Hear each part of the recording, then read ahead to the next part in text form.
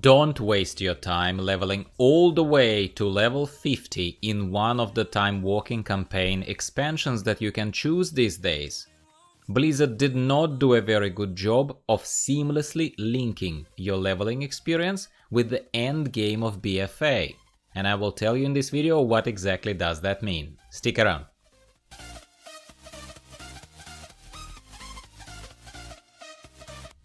Hello everyone, welcome back to the channel. I wish the topic was a little bit more pleasant, but I think it needs to be said. This video had to be made.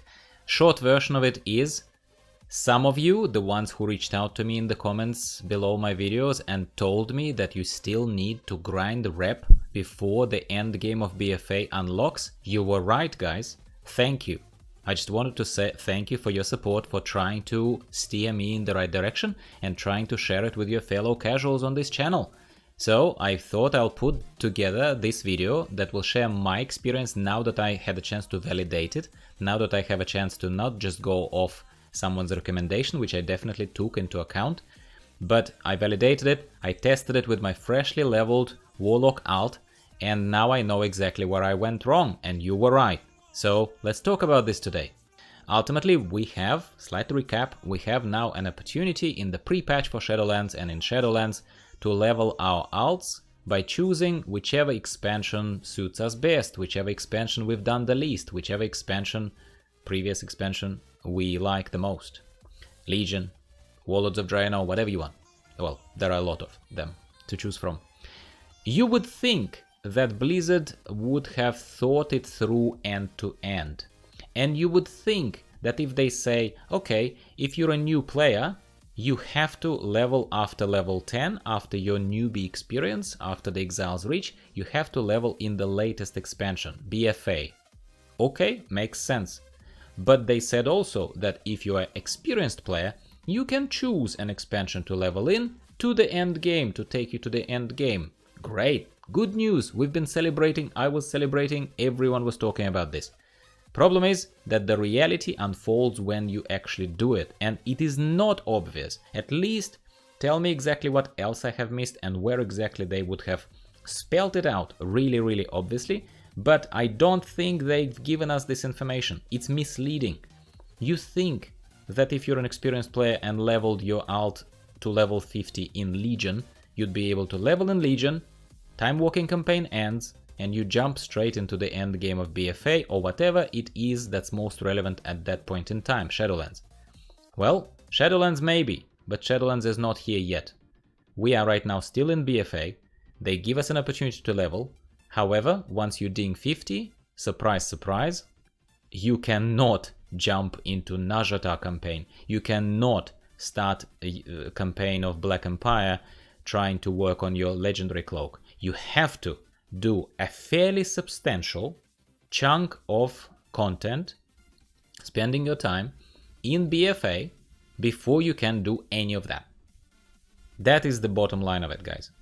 So, in other words, right now, before Shadowlands, if you are leveling in one of those other expansions, which majority, 99.9% of people who are sick of BfA, they probably are doing that. If you are leveling like that, don't make my mistake. Listen to people in the comments who have also suggested this already. And this mini guide, really minuscule guide, is gonna help you, I suppose, save a lot of time. It will help you save a lot of time. So what happens when you ding 50 these days? Well, if your character has never been to BfA, yeah, if you have done nothing, once you return to your original timeline after your Timewalking campaign finishes, after Chromie moves you back into the original timeline, you would need to start unlocking the events of BfA. So you go to the Stormwind Keep if you're an Alliance, and I'm going to only talk about Alliance side, Horde has equivalent experiences. You attend the War Council there, that basically unlocks the Boralis or Zuldazar for the Horde, yeah? So you go into BfA expansion, and then you just suddenly realize that while we used to, or at least alcoholics like me with 26 alts, whatever, we used to seeing immediately now that simplified quest that is called Uniting Kultiras, I think, for the Alliance, the one that unlocks world quests. You immediately get the quest to get your Heart of Azeroth. You immediately then, once you follow through that very, very short quest line, you go to Naz'jatar. Then after Naz'jatar again talk to Magni a little bit. Then Black Empire campaign starts. It all goes very smoothly, very quickly. It's endgame. It's what I've detailed in my gearing guide. It's what I've detailed in the leveling up guide for the top end for 45 to 50, the other video that I published. Well, this time around I'm working with an alt that has not been anywhere, and I'm seeing that basically there is still a requirement to rep grind. There is still a requirement to rep grind in BfA before that end game of world quests, of everything else that's relevant right now unlocks to you. This rep grind with 3 factions of Kultiras, of Zandalar, that you would need to do before you can reach the end game right now feels like an artificial roadblock that you're gonna hit. It's really frustrating, especially for people who are not prepared, who trusted Blizzard and who would have leveled all the way to level 50 in their beloved Pandaria or in Legion or wherever they want, just to hit that wall of needing to rep grind to friendly. No, it doesn't take that long, but it adds up, my friend. It adds up. Listen to me. Still, I will give you further facts. That's what I'm encouraging you to listen to. It's frustrating when you suddenly say, "I've done everything right. I followed your guidelines, Blizzard. I was enjoying myself, and now I cannot jump into the relevant content." How much time would you waste if you did go to level 50 or close to level 50, and then suddenly realized and suddenly got ambushed, I would say, by the experience of still having to rep grind in Kultiras or Zandalar before you can do endgame of BfA at all? So by my calculations, it takes about between 30 minutes and an hour. Between 30 minutes and an hour. It takes for you, depending on your casual playstyle, depending on what you do, depending on how fast you are, how many stops you take, whatever, to unlock, to reach friendly with any of those factions, with any of those key factions, and you need 3. You need 3 of them. In my experience, specifically Naz'jatar took a lot longer because the quests don't give you anything. For quite some time, you do tons and tons and tons of quests in specifically Naz'jatar, trying to get to that friendly rep with the Order of Embers, and none of these quests give you any reputation. There is then one very, very chunky quest when you re-establish the Order of Embers in the quest line. Yeah, you go through quest line, you help Lucille Waycrest there to get to where she needs to be, and then once the Order of Embers is officially established, you get a mega chunk of rep with Order of Embers, which instantly skyrockets you from practically 0, from neutral, to all the way into friendly. So that is a bit of a saving grace. Regardless, my point is that it's way, way, way too late to go to Kultiras or Zandalar, to start BfA basically, when you are 49 or 50. You have wasted a lot of time and experience from the quests that could have been given and put towards your leveling process. Do you know what I'm saying? That's what my viewers, who I'm very thankful to, that's what they were warning me about. And now I found out the hard way and hopefully spreading the good word. Yeah. So here is how I would wrap it up, and here is how I would recommend that you approach this. I would say plan in your mind that it would take you about a level, about 1 full level, to get to friendly with any one of those factions that you still need to grind to unlock the end game of BfA. So if there are 3, I say roughly aim that you need to leave your leveling expansion 3 levels out from the end game. In other words, you need to jump out, come back to Chromie and say return me to my current timeline so that you can start Warlords of Draenor, not Warlords of Draenor, sorry, BfA, Warlords of Draenor, because I was leveling there. Come back to your original timeline around 47. At level 47, jump out of the Timewalking campaign and start BfA.